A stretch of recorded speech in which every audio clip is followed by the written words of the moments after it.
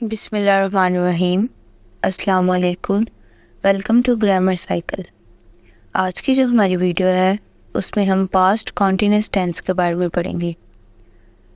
जैसे हमने प्रेजेंट के अंदर भी कॉन्टिन्यूस को पढ़ा था। कॉन्टिन्यूस का मतलब होता है कि काम का जारी होना। हमने प्रेजेंट के अंदर भी पढ़ा, अब हम पास्ट के अंदर पढ़ेंगे। और पास्ट कॉन्टिन्यूस ये पास्ट टेंस की सेकंड फॉर्म है। पहली फॉर्म थी पास्ट इंडेफिनिट जो कि हम पढ़ चुके हैं। और आज की वीडियो में हम पास्ट कॉन्टिन्यूस टेंस के बारे में पढ़ेंगे। उसकी हम डेफिनेशन पढ़ेंगे, आइडेंटिफिकेशन पढ़ेंगे और उसके मुख्तलिफ जो टेंसेस हैं उनके बारे में, उसके जो मुख्तलिफ आगे स्ट्रक्चर हैं सेंटेंस को बनाने के, उन्हें हम पढ़ेंगे। तो सबसे पहले हम इसकी डेफिनेशन देख लेते हैं कि इसकी डेफिनेशन क्या है। तो इसकी डेफिनेशन ये है, past continuous tense is a tense which is used to indicate a continuing action or event that was happening at some point in time in the past। मतलब past continuous tense एक ऐसे action को show करने के लिए हम use करते हैं जो कि पास्ट में हैपन हो चुका हो, जो पास्ट में हो चुका हो, मतलब लेकिन वो जारी हो, पास्ट में हो रहा हो और जारी हो। किसी भी इवेंट को, किसी भी एक्शन को शो करने के लिए हम पास्ट कॉन्टिन्यूस टेंस को यूज़ करते हैं।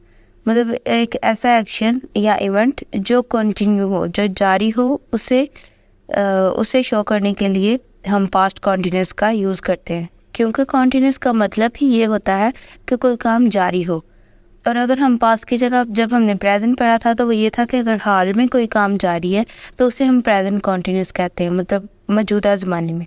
लेकिन अगर कोई माजी में अगर कोई काम जारी है, कोई इवेंट जारी है, कोई एक्शन जारी है, तो उसे हम पास्ट कॉन्टिन्यूस टेंस के ज़रिए ज़ाहिर करते हैं। फर्दर हम आगे इसकी देखते हैं कि इसकी आइडेंटिफिकेशन क्या है, हम इसे किस तरह आइडेंटिफाई कर सकते हैं उर्दू के अंदर। तो उर्दू के अंदर जो इसकी पहचान है वो यूँ है, उर्दू के फ़िक्रात के आखिर में रहा था, रही थी, रहे थे वगैरह आता है। मतलब जैसे हमने, अगर मैं पीछे से भी आपको साथ साथ लेती चलूँ प्रेजेंट को भी, ताकि आपको बहुत अच्छे से क्लियर हो। तो जब हमने प्रेजेंट को पढ़ा था तो उसमें हम मौजूदा ज़माने को पढ़ते हैं तो हम कहते थे कि अगर जुमले के आखिर में रहा है, रही है, रही है आता है तो उसे हम प्रेजेंट कॉन्टिन्यूस टेंस कहते हैं। लेकिन जो पास्ट है, जाहिर है कि हम माजी के बारे में पढ़ रहे हैं, तो इसमें हम ये कहेंगे कि अगर किसी जुमले के आखिर में रहा था, रही थी, रहे थे वगैरह आता है तो उसे हम पास्ट कॉन्टिन्यूस टेंस कहते हैं। तो इसकी जो पहचान है वो यूँ है। आगे हम हेल्पिंग वर्ब की बात कर लेते हैं कि हम पास्ट कॉन्टिन्यूस टेंस में कौन कौन से हेल्पिंग वर्ब्स यूज़ करते हैं। तो जो हेल्पिंग वर्ब्स हम इसमें यूज़ करते हैं वो है वाज एंड वर। दो ही हेल्पिंग वर्ब हम इसमें यूज़ करते हैं, वाज और वर। अब हम ये देख लेते हैं कि वाज को किन के साथ यूज़ करते हैं और आगे हम वर को किन के साथ यूज़ करते हैं। Was is used for I, ही के साथ हम इसे यूज़ करते हैं, शी के साथ यूज़ करते हैं, इट के साथ यूज़ करते हैं और सिंगुलर सब्जेक्ट। मतलब जितने भी सिंगुलर सब्जेक्ट हमारे पास होते हैं, ही, शी, इट, ऑल दैट, जितने भी होते हैं उन सब के साथ हम आई जैसे कि, तो हम इनके साथ इसका यूज़ करते हैं वाज का। और वर्ड जो सा होता है वो हमारा we, you, they, plural subject. जो प्लूरल सब्जेक्ट होते हैं उनके साथ हम वर्ब का यूज़ करते हैं। आगे हम देखते हैं फॉर्म ऑफ वर्ब कौन सी इसमें यूज़ होती है। तो जो फॉर्म ऑफ वर्ब हम यूज़ करते हैं पास्ट कॉन्टिन्यूस टेंस में वो यूज़ होती है वर्ब प्लस आईएनजी।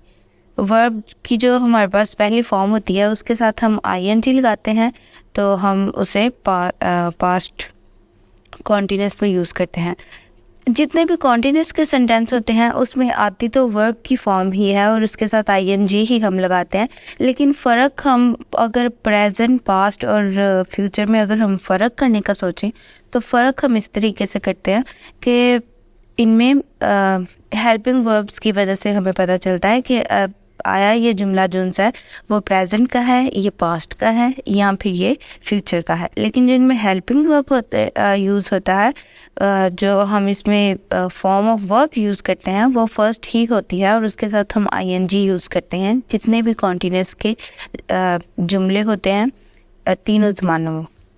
फर्दर हम आगे सेंटेंसेस इसके हम स्ट्रक्चर्स देखते हैं कि सिंपल को बनाने का स्ट्रक्चर क्या है, नेगेटिव को बनाने का स्ट्रक्चर क्या है, और आगे फर्दर इंटरॉक्टिव को हम कैसे बनाते हैं, ताकि हमें ये जो हमने अभी तक ये फॉर्म ऑफ वर्ब या हेल्पिंग वर्ब या इसकी जो डेफिनेशन है वो हमारे माइंड में क्लियर हो जाए।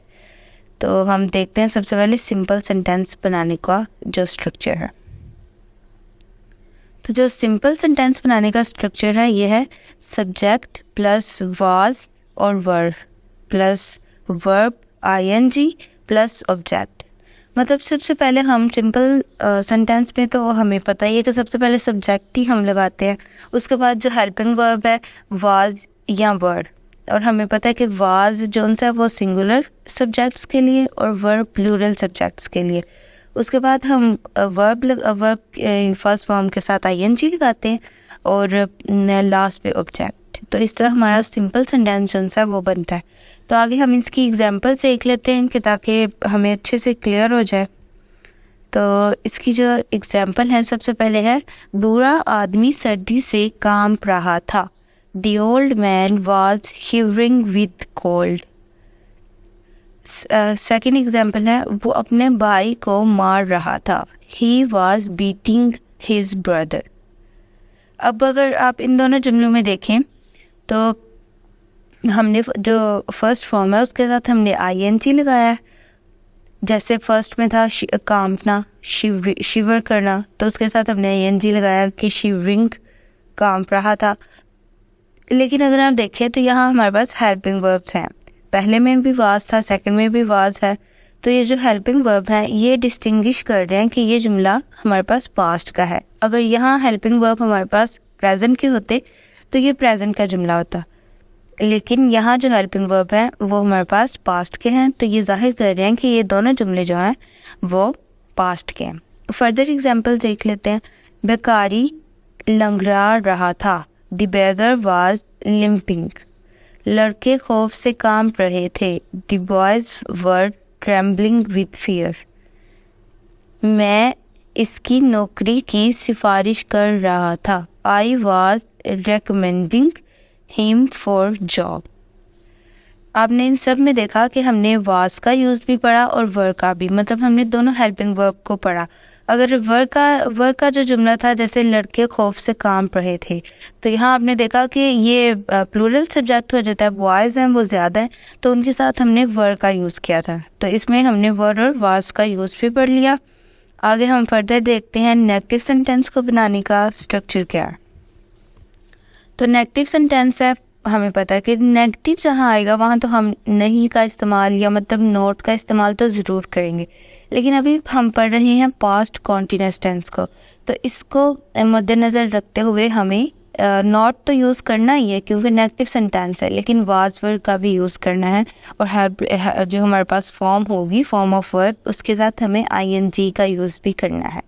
तो हम फर्स्ट वाली अपनी जो एग्जाम्पल है सबसे पहले इसका स्ट्रक्चर देखते हैं, फिर फर्दर हम एग्जाम्पल देखेंगे।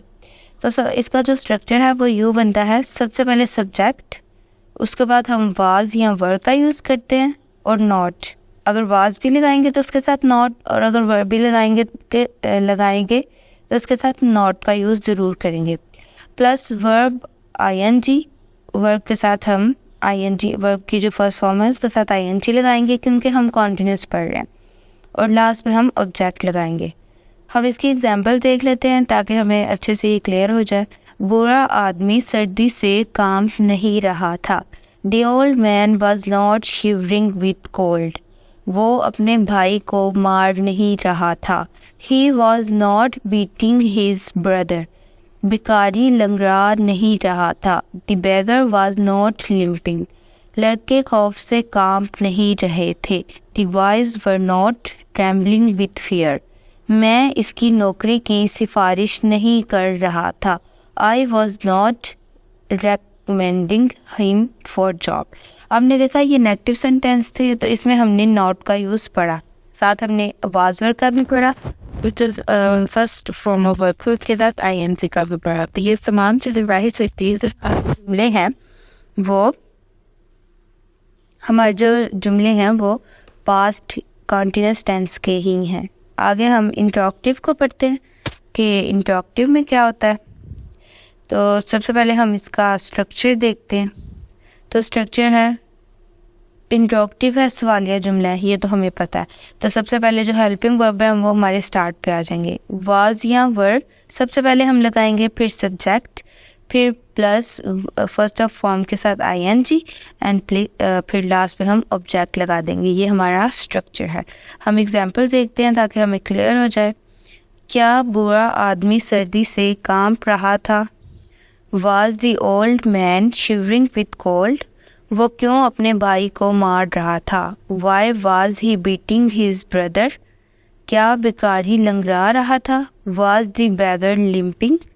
क्या लड़के खौफ से कांप रहे थे? Were the boys trembling with fear? क्या मैं इसकी नौकरी की सिफारिश कर रहा था? Was I recommending him for job? ये जितनी भी हमने एग्जाम्पल्स पढ़ी, आपने देखा कि इसमें हमने जो हमारा हेल्पिंग वर्ब था उसे हमने स्टार्ट पे लगा लिया, क्योंकि इंटरॉक्टिव का मतलब ये होता है कि हमें एक क्वेश्चन वाला हमें एक क्वेश्चन करना होता है, इसीलिए हम अपने जुमलों के लास्ट पे क्वेश्चन मार्क भी लगाते हैं, और हम जो हमारे हेल्पिंग वर्ब्स होते हैं उन्हें स्टार्ट पे लगाते हैं, और इससे जाहिर होता है कि हम इस जुमले में क्वेश्चनिंग कर रहे हैं। लेकिन अगर हम कहें कि क्वेश्चनिंग तो हम कर रहे हैं, लेकिन हम कैसे डिस्टिंग्विश करें कि ये जुमला पास्ट का है या ये जुमला प्रेजेंट का है या हमारे पास फ्यूचर का है? तो उससे हम ये कह सकते हैं कि हमने हमारे जो हेल्पिंग वर्ब है वो वाज या वर है। तो इससे हमें पता चल रहा है कि ये जुमला जो है ये पास्ट का है। तो इस तरह हम पास्ट कॉन्टिन्यूअस के जो इंटरॉक्टिव हैं वो बनाते हैं। तो इसमें हमने डेफिनेशन भी पढ़ी, आइडेंटिफिकेशन भी पढ़ी, और फिर हमने सेंटेंसेस के स्ट्रक्चर्स देखे पास्ट